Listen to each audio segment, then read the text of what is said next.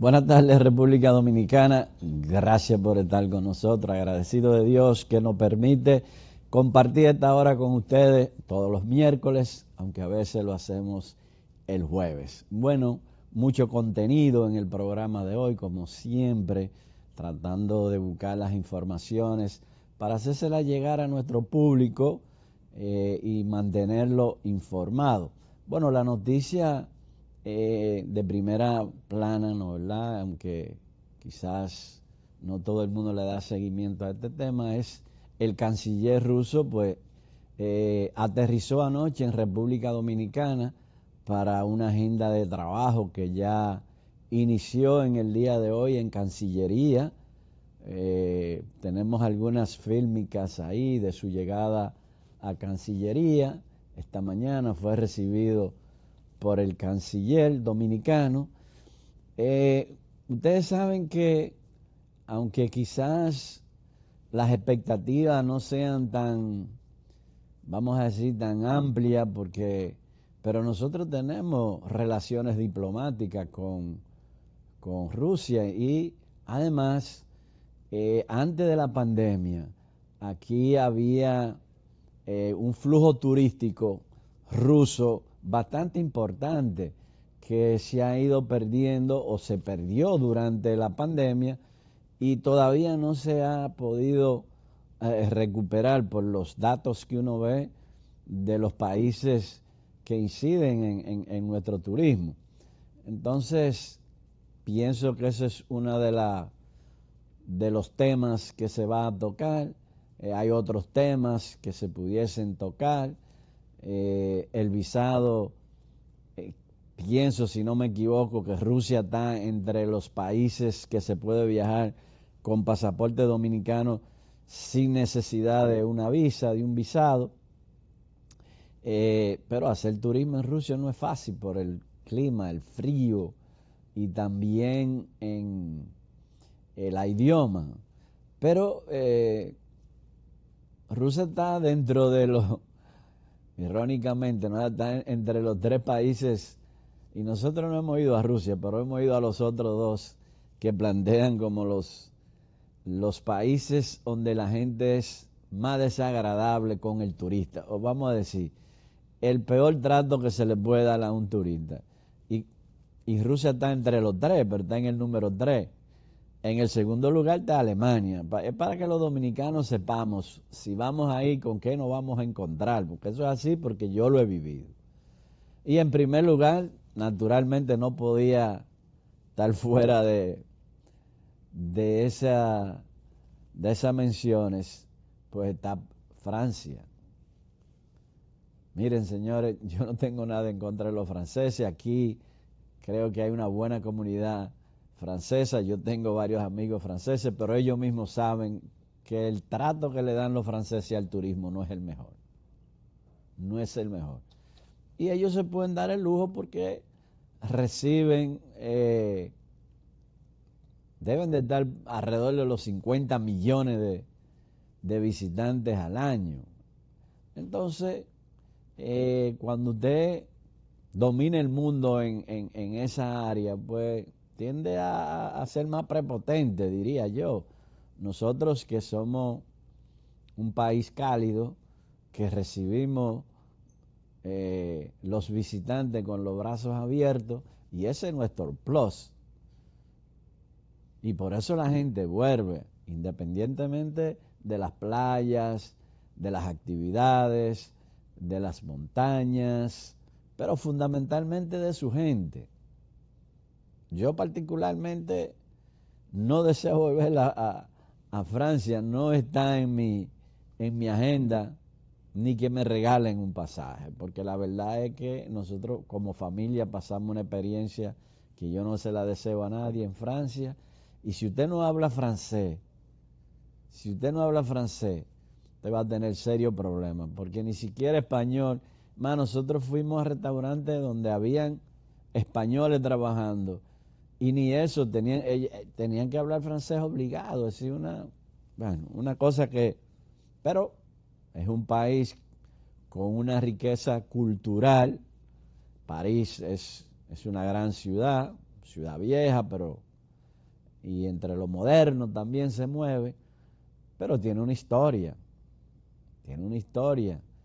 Entonces, pues la gente va a conocer esa historia y la fama que se ha creado con París, etcétera, etcétera, pero créanme que hay países en América Latina que yo prefiero ir 10 veces y no ir a Francia. Pero bien, ya terminamos con ese pequeño recorrido por los países, según una revista, los países donde los 3 países que tratan peor a los turistas. Gracias a Dios, nosotros no estamos, ni nunca estaremos dentro de ninguno, en ningún listado, porque los dominicanos tenemos esa condición de ser amables. Otro tema que aquí tampoco se le pone mucha atención, pero nosotros que tratamos de seguir la geopolítica mundial y ver cómo se están meneando el ajedrez, porque las fichas es un ajedrez, el tema de geopolítica es un ajedrez que hay actores que son fundamental, que son los que mueven el ajedrez, pero nosotros, aunque no somos parte fundamental del movimiento de ese ajedrez, bueno, pero las decisiones que toman esas grandes potencias de una forma u otra, pues pueden llegar a tener consecuencias para nosotros, sea positiva o sea negativa, porque no todo es malo. Pero el domingo hubieron unas elecciones bastante interesantes en Canadá. Canadá es un país que tradicionalmente ha albergado a los dominicanos. Hay muchos canadienses que vienen a hacer turismo a República Dominicana. No sé cuál es la cifra ahora, pero yo recuerdo en una ocasión cuando yo fui viceministro de turismo, entre Canadá y Alemania eran la principal fuente de turistas hacia la República Dominicana. Entonces, es un país importante. No sé cómo están las cifras ahora. Ahora, ¿a qué me refiero? Bueno, hace 2 meses, quizás un poquito más, renunció el primer ministro del gobierno canadiense y renunció del liderazgo de su partido, que es el Partido Laboral. ¿Por qué? Porque en las encuestas, a diferencia de otros países, incluyendo Estados Unidos, que cuando las encuestas daban a Biden porque no tenía posibilidades mínimas de ganar, prácticamente vino a declinar faltando meses para las elecciones. Faltando meses. Pero aquí, aunque faltaban meses también, hubo un ingrediente que viró las elecciones. Oigan esto, viró las elecciones. El partido de derecha, el conservador, prácticamente tenía las elecciones en los bolsillos. Pero por mucho, estamos hablando que estaban por encima de los 25 puntos por encima del Partido Laborista. Bueno, renuncia el primer ministro y entonces instalan como nuevo líder del Partido Laborista a un personaje, a un dirigente de ese partido. No sé si me ponen la foto para que la gente vea. Él fue gobernador del Banco Central del Canadá y también fue gobernador del Banco Central de Inglaterra, porque los ingleses y los canadienses están íntimamente ligados, y así fue en el pasado y ahora sí en el presente. Bueno, es parte de lo que es ese reinado que se llama Gran Bretaña, aunque es un país que funciona totalmente independiente, pero ellos mantienen esa relación creo, si no me equivoco, que gozan de la ciudadanía, de ambas ciudadanías. Lo interesante es que este señor en 2 meses, 3 meses, pues ha logrado o logró colocarse en primer lugar en las encuestas, y el domingo gana las elecciones con un buen porcentaje, con una buena ventaja. No gana él, gana el Partido Laborista los escaños suficientes como para no necesitar hacer una alianza para escoger el primer ministro. Pero aquí hay una jugada o un tema que jugó un papel fundamental en la decisión de los canadienses. ¿Y cuál fue? Bueno, Donald Trump, jugando a su política del ajedrez geopolítico, empezó primero poniéndoles unas tarifas altísimas a un país que se entendía que era su mejor socio comercial, hacen frontera. Y además de eso, la relación que tienen de muchísimos años. Pero Trump empieza a proponer la idea de que Canadá sea el estado 51 de Estados Unidos.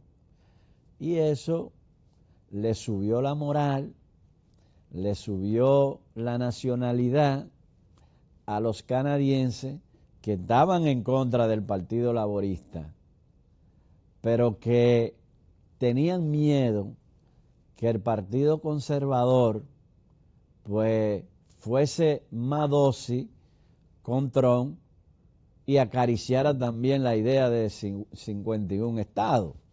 Entonces, el día de las elecciones, primero, para hacer un cronograma, primero los conservadores estaban amplia ventaja.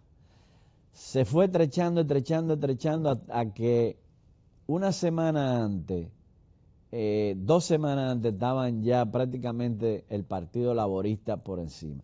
Pero en la última semana se despegó un poco y surgió en una encuesta de último minuto de que el partido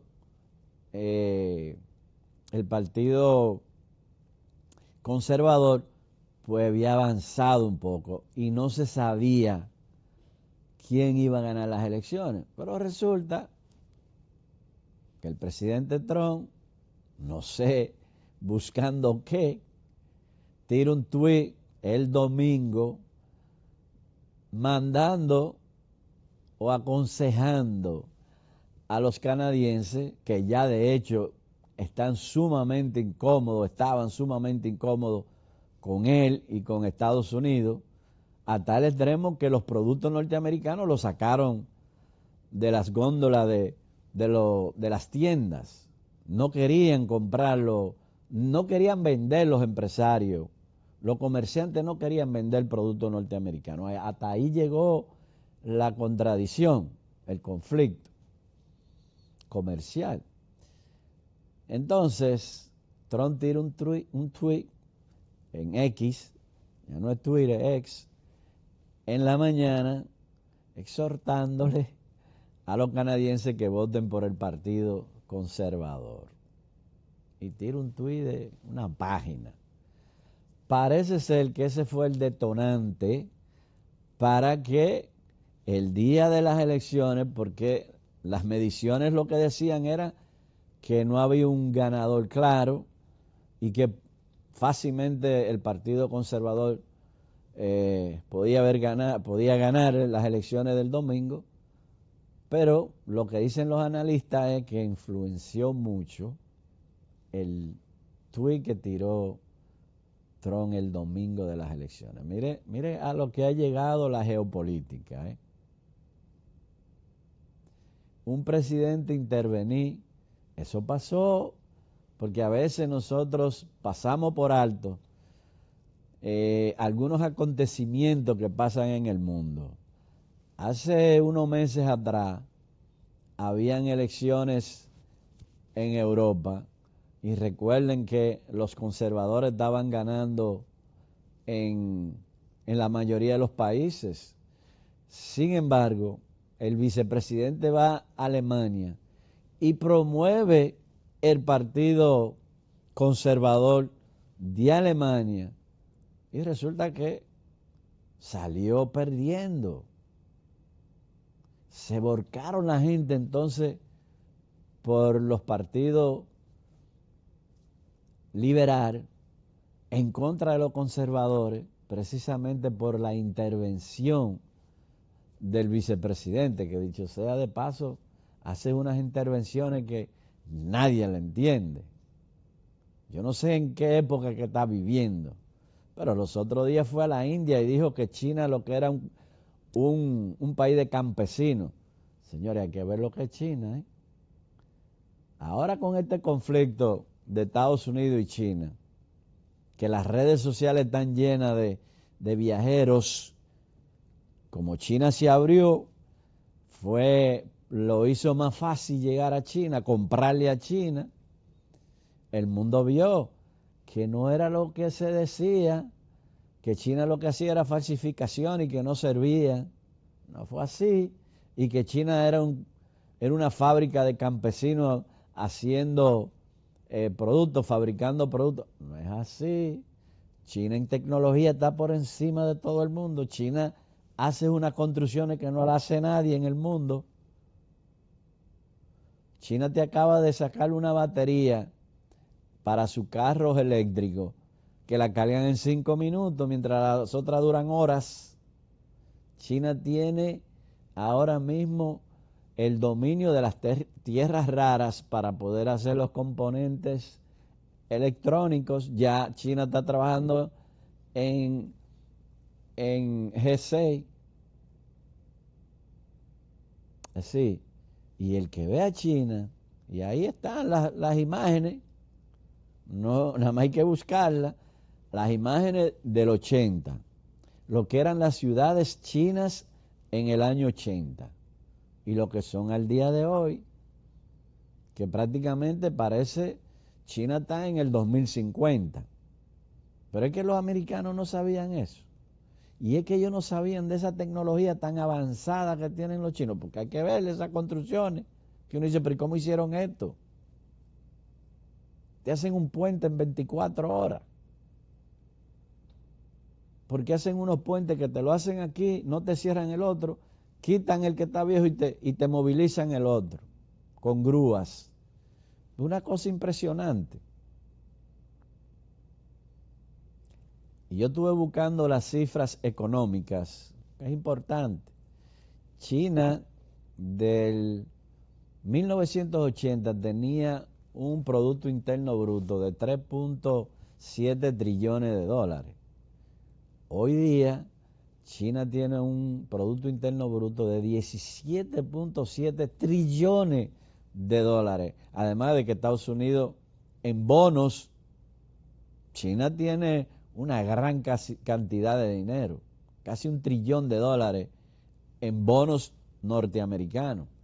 Que yo no sé qué pasaría si esos bonos, China y Japón, que son los dos países que más bonos tienen del gobierno norteamericano, si ellos retiran ese dinero, ¿qué va a pasar a la economía? Porque lo que se dice es que va a entrar en una recesión inmediatamente Estados Unidos.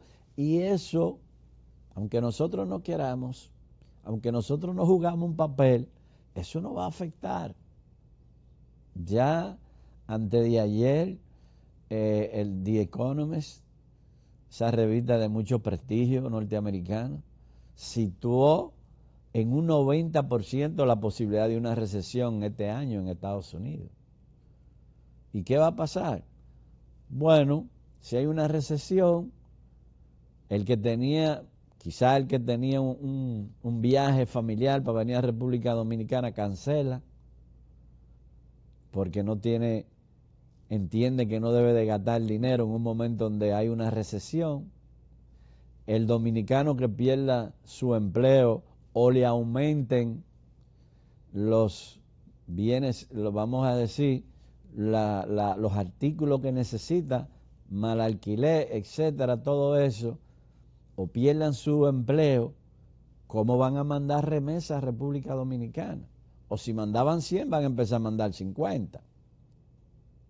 Entonces, todo eso tiene un componente que a nosotros nos puede afectar. Al igual que el 10% que nos pusieron de aranceles. Tú dirías, bueno, a nosotros no nos afecta porque eso se le agrega al producto. Sí, pero cuando el producto está más caro, la gente deja de comprarlo. Entonces, si la gente deja de comprar, eso, ¿qué va a pasar aquí? Que hay que producir menos. Si se produce menos, se va a exportar menos. Si se exporta menos, vamos a tener menos ingresos en divisa, pero vamos a perder el empleo también. Entonces todo está interconectado.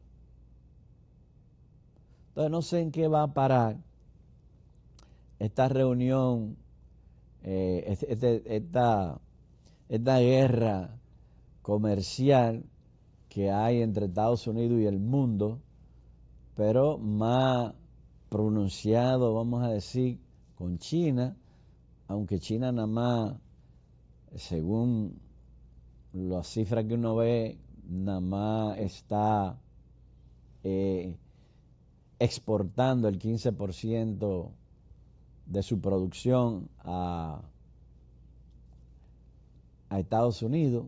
Yo creo que aquí va a haber un gran ganador en este tema arancelario que tiene el presidente de Estados Unidos, de seguir así, ¿no? ¿Verdad? Porque la verdad que los números macroeconómicos y de bolsa de valores, etcétera, etcétera, lo han hecho recular. ¿Hasta dónde está dispuesto a llegar? Porque los chinos han dicho que ellos llegan donde ellos quieran.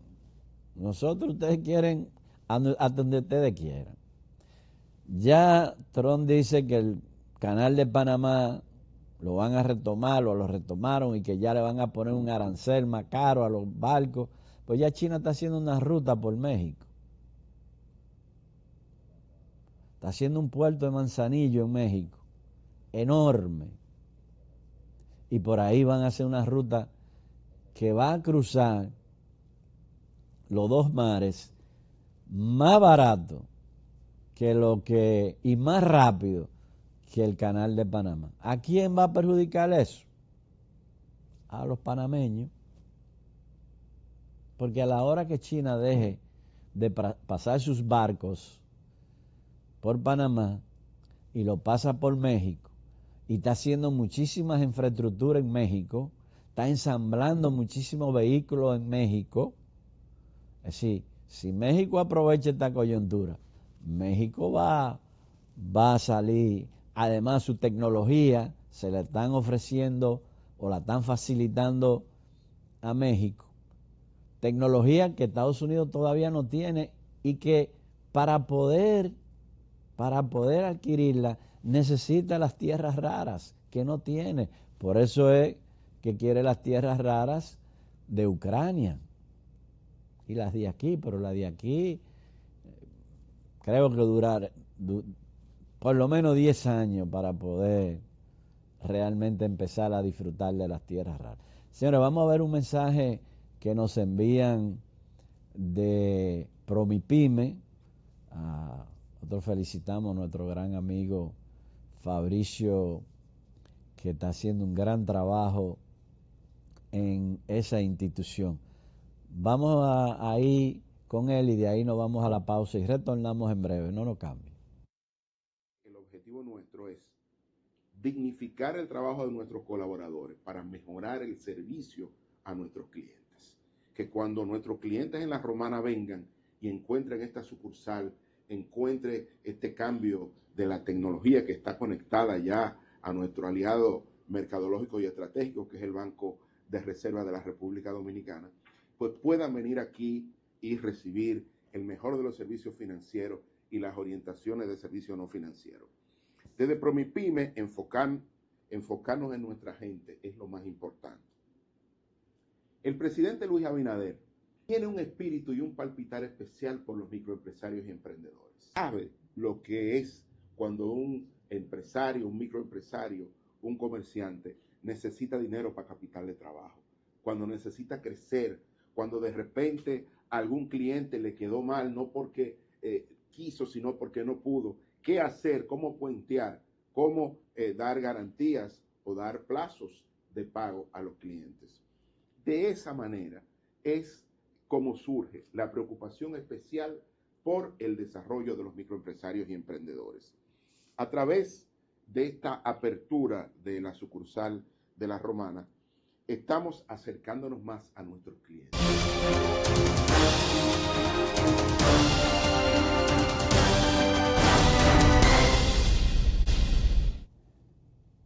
Gracias por continuar con nosotros. Bueno, ayer, en el día de ayer, me parece que fue en el día de ayer, siguiendo con noticias internacionales, el presidente de Estados Unidos tomó una decisión, o plantea tomar una decisión, que tiene doble lectura, y se trata de pues nombrar a las pandillas haitianas como ente terrorista.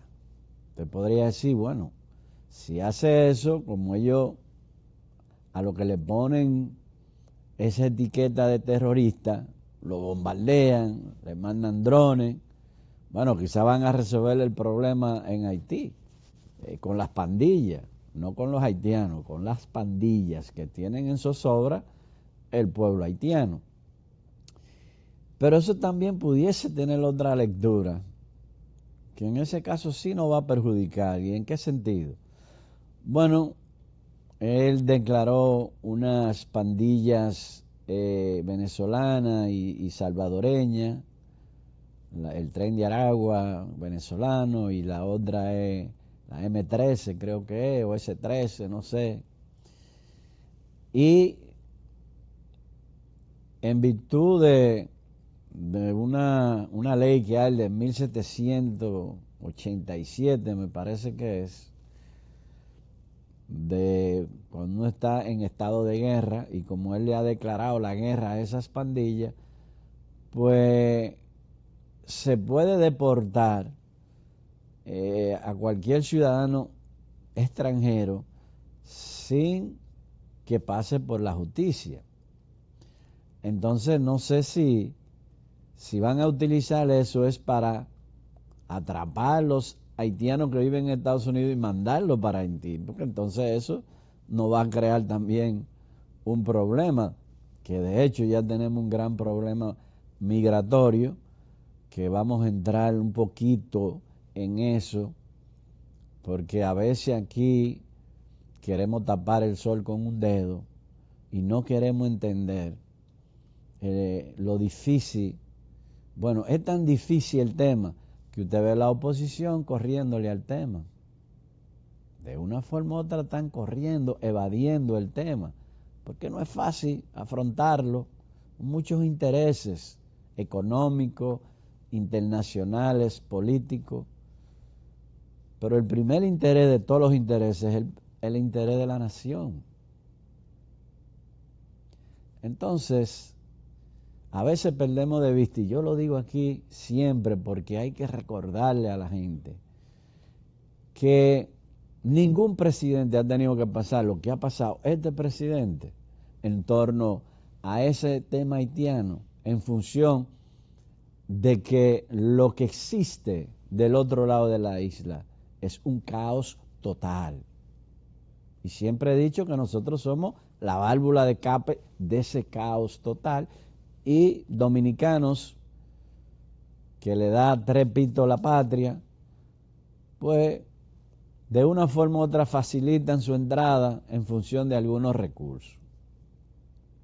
Pero veo ya ahí al PLD queriendo condicionar una participación en este tema, pero a condicionarlo de una forma poco elegante, yo diría. Y creo que por eso es que al PLD se le va a hacer muy difícil volver a ganar las elecciones. Muy difícil.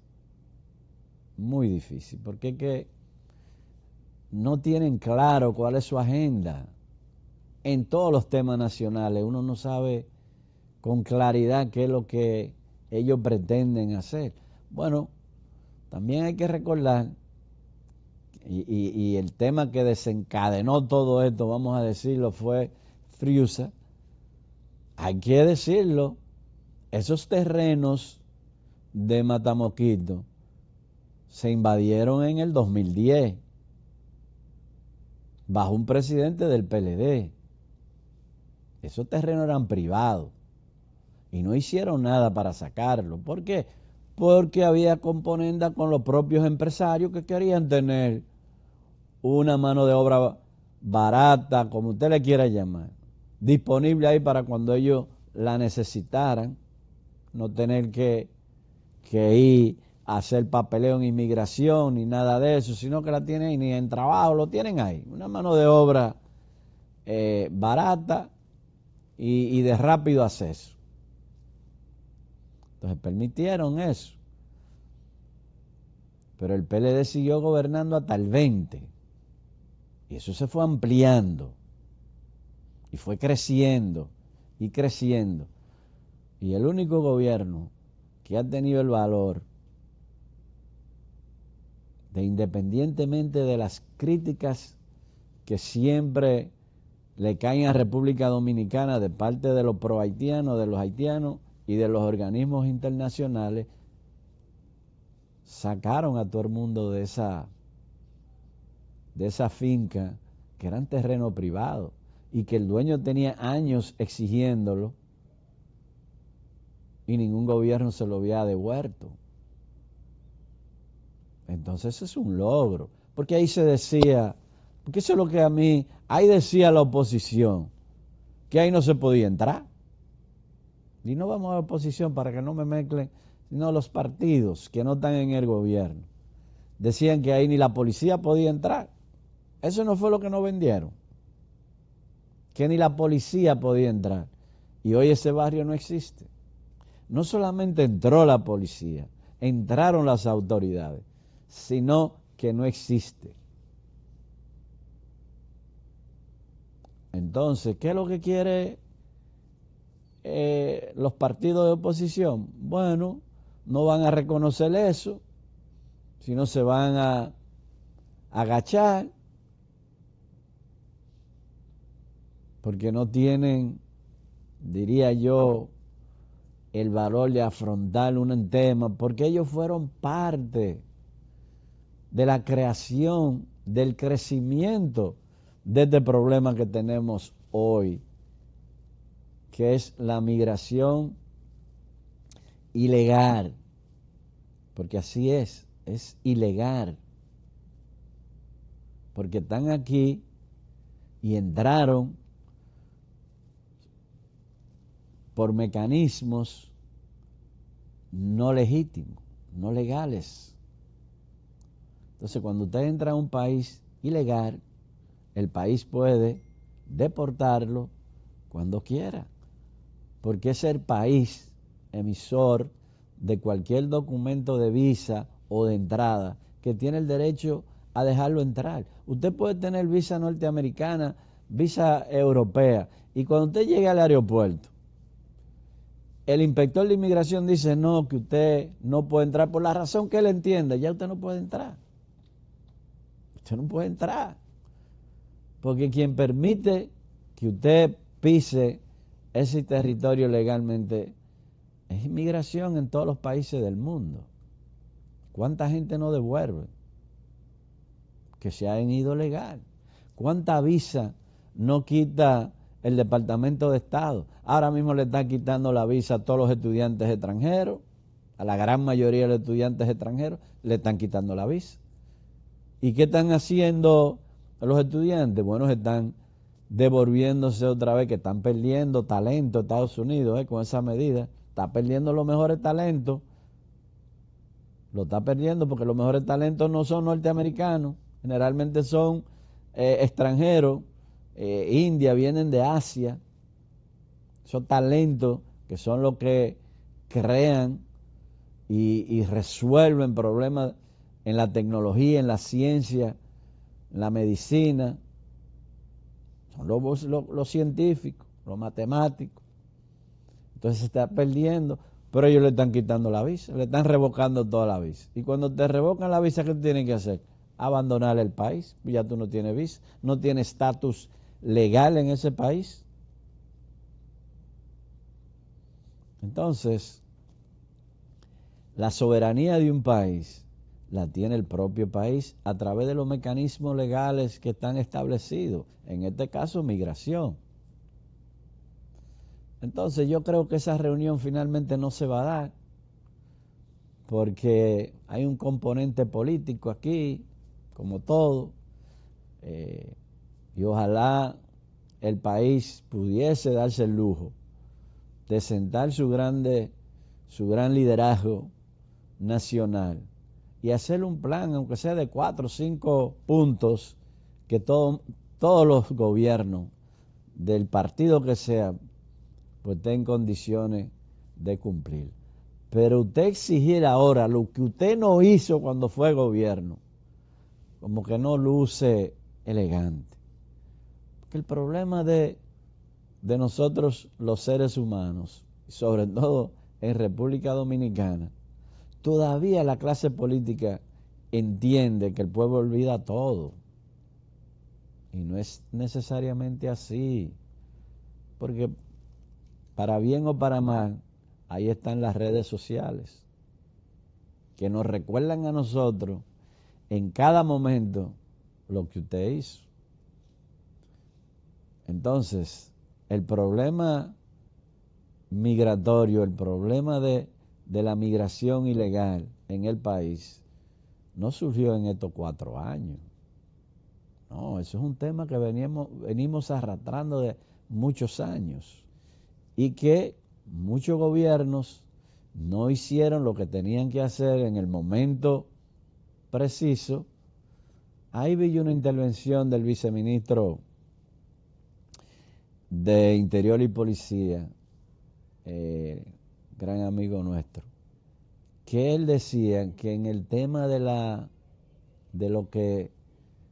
regularización que se hizo en el gobierno pasado, un antepasado, porque pero el gobierno de Danilo Medina, se inscribieron unos 200,000 y tantas personas, pero que de esas personas que se inscribieron, el 97% no presentó documentos, o de los documentos que exigía el propio programa.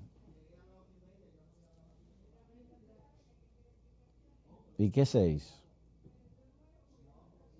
Entonces, uno veía en esos gobiernos que habían pronunciamientos fuertes en un escenario internacional y después en otro escenario o aquí, entonces se ponían flojos. ¿Por qué? Porque los organismos internacionales, los gobiernos, las potencias, pero llamaban a capítulo y ahí mismo terminaba el tema.